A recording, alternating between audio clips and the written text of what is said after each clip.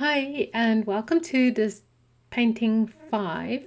And this is the only painting where I actually write some words on my paintings, and I love doing that. It's just a way that I love combining text with as as texture almost. So I'm writing the words to Psalm 117 here, which is one of my absolute favorite psalms, and I love the Passion Translation, and that's the translation I'm using here. And it's just on my desktop computer, that's why I just refer back to that. So when you do the tracing for this painting, you have the option, of course, not to do the words, or you can write your own words. It does take a little bit of practice to write on canvas, and you are more than welcome, of course, to make little lines for yourself to guide you. I like the paint brushes with the long handles because it just gives you a little bit better leverage when you paint the words on. So that is just a little bit of a tip there. I don't know if it makes a big difference, but maybe it does. I don't know. And then again, I'm just using that mixture of Prussian blue and black. So, you know what? Once I've written the words on the canvas, I'm not super concerned that they actually are readable or remain readable. I don't care if I paint over them or they just become part of the texture of the painting, and that's exactly my aim. You can see that I placed a paper towel just underneath my painting so that it catches a little bit of the drippings if I want to just let the paint flow a little bit. So now I'm just going to do the drawing, and I'm just going to play a little bit of music, of course, and you can just relax and watch me do it, or you can skip ahead to where I actually start the painting.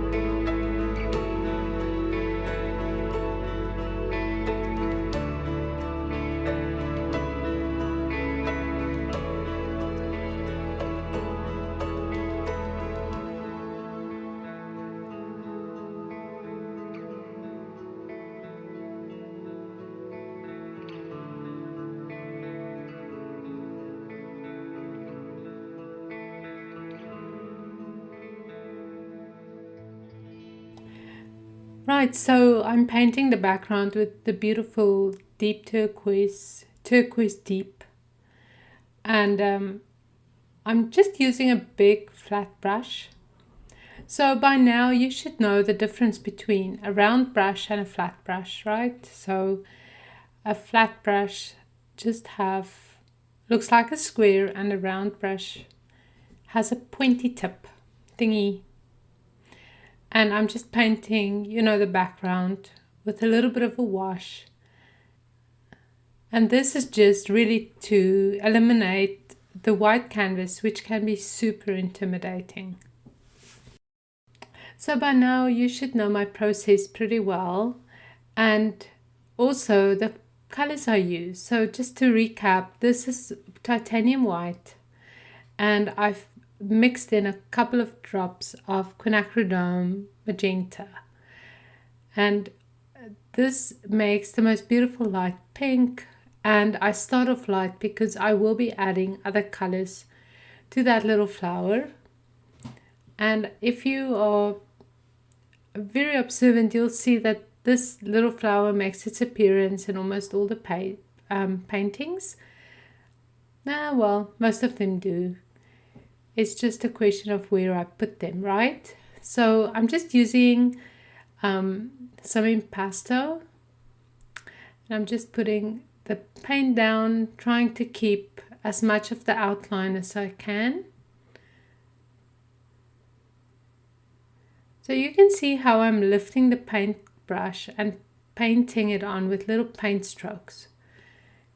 So that is a color I made with white, and probably a little bit of red. So I use the red that I use is Naftal Crimson, and if you mix that with white, you can even add a touch of yellow to that color. That's probably what I did, and then you get that beautiful pink. So if you mix in a little bit more red, it will become a little bit darker or more red, so that's one way of changing the just the hue of your color continuously, is just by keep on mixing in different more of the pigment. This painting also, once it was done, it was quite dramatic for me, which I kind of loved. And I didn't always paint such happy flowery paintings.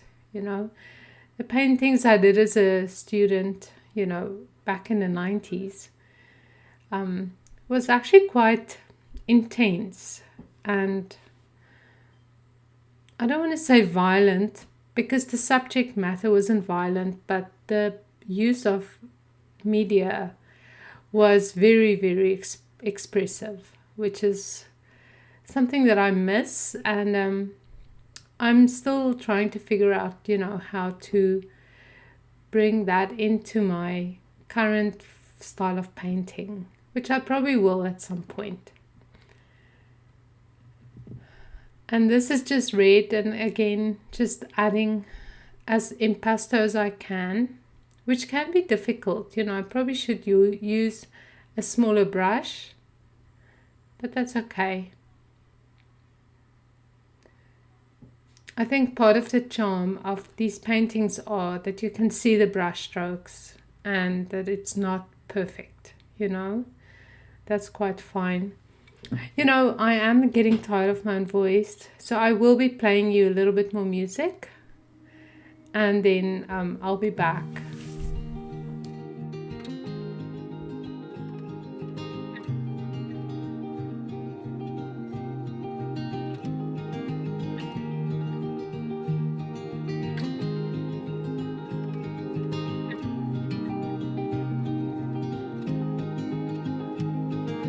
One door opens while another one closes. That's how it always goes. One heart's breaking while another one is mending. It's all in the ebb and flow. If I had I could go it alone, but I don't ever need to, because I have a home, somewhere to run to. I could live alone in the woods, not a single sound, but I would never feel alone, because you've become my home. These windows could shatter to the ground, these walls could fall right down, the lights could all burn out, because this house is not my home. Crumble into dust, I don't need that much, I don't need to roam, because you've become my home.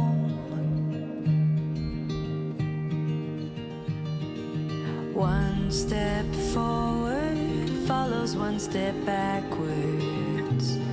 That's what it takes to grow. One life left is another that's just starting, and that's just the way it goes. If I had to, I could go alone, but I don't ever need to, because I have a home, someone to run to. I could live alone in the woods, not a single sound, but I would never feel alone, because you've become my home. These windows could shatter to the ground, these walls could fall right down, the lights could all burn out, because this house is not my home. Crumble into dust, I don't need that much, and I don't need to roam, because you've become my home,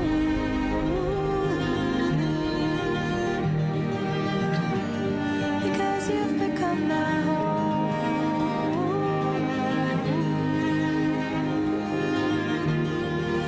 you've become my home.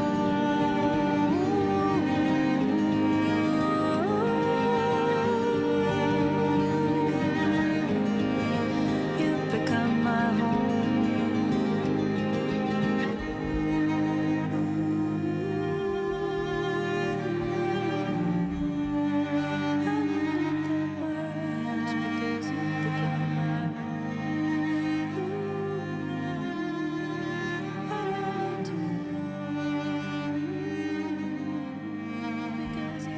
Isn't this the most beautiful song? I was just so happy when I found it. I'm like, it's perfect for my class. So yeah, again, I did the roses pretty much the same like I did the other ones. And I'm just happy that they all could make it into video form and not get lost somewhere, not being filmed. So at least you can get a good idea of how to do these little roses. Okay, so 2 things I just want to say again. The one thing is, share your paintings with me on Instagram, #paintclasswithwilna.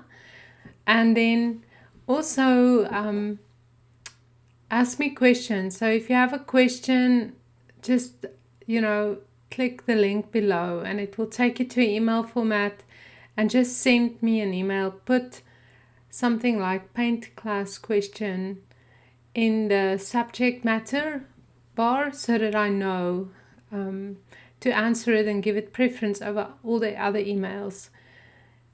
Because emails, unfortunately, is the junk mail of the modern day. So we all get too many emails, so that I just can know to prioritize those emails. So I'm just adding a little bit of white here. I love that flower. Reminds me of a hydrangea. I don't even know if I said that right. In South Africa, we call them Christmas roses. And so I just love that flower. And then I'm just adding a little bit of the deep violet here and there. And now I'm just going to start painting with a little bit of green and gold. So that is the gold paint. and I'm just going to add it to the dahlia, and then I'll probably add a couple of details over that, so I must say it's a lot of fun to work on 6 paintings at once.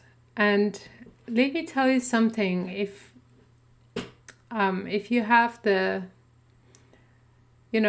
space to do it, then I would really recommend you at least working on 2 or 3, because it really gives you time to think through a painting. It gives you time to rest your mind about it, and also for the media to dry. These paintings are not the only techniques we are using on these are drawing and painting, and there's no other art techniques that we use, and I'm not talking about washes and impasto and blending. That's all acrylic techniques, and that's why I call it the acrylic basic class. But I mean, we're not using molding paste and stencils and even spray paint and things like that, so just layering with paint is already such a wonderful technique to learn. And just the application of paint is something that is unique to everyone, and your way will be different than my way. But I can definitely give you guidance just to find your way, maybe. And you know what, if you're an experienced artist, I'm sure that you'll find a lot of value in this class, because I love to take other people's art classes or look at there's not that many painting classes just between us, online that I know of. I did look, but I love taking classes from other people, because it just expands my vocabulary creatively, and that's one thing that I really enjoy doing. And I always know, I truly, truly mean this, that I don't know everything. Of course not. And there's always something to be learned. And even if the style is vastly different than mine, what I take away from it, just in the end, makes me a better artist. And that's why it's always interesting to try new things. Like, I want to really do a pottery class in the summer, and don't judge me, my mum used to do a lot of pottery, but I've never ever done it, and I really really want to do it. And I don't think it's something that I'll do on a daily basis, but I do think taking that class will enhance and show up somehow in my painting and in my art journaling. And that's what I mean with expanding your creative and artistic abilities outside of what you are used to doing. That's actually such a good point that I have to remember to just write it in the note. I have to make a note of it and just write that as my thoughts for this painting's notes. Oops. Don't let that happen. So I know we can fix anything, but when that happens, it just annoys me so much. Like, a lot. But you know what, I have the wisdom to know just to leave it be, because it will dry and then we can paint over it.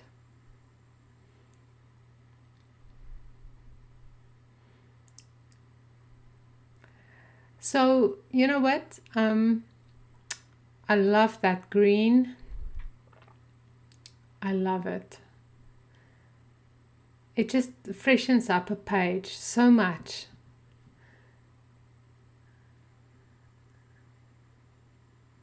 And then when your paint starts getting dry, you can just add a little bit more water to it, and it will make a difference.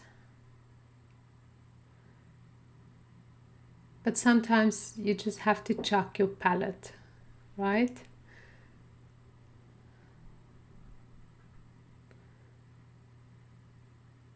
And again, I'm just painting, you know, a few places with that green just to get the color on the canvas, and also just to make it balanced, because it has to be a balanced painting. But you know what, that is not a conscious decision on my part. It's very intuitive, and that's just how it is with me.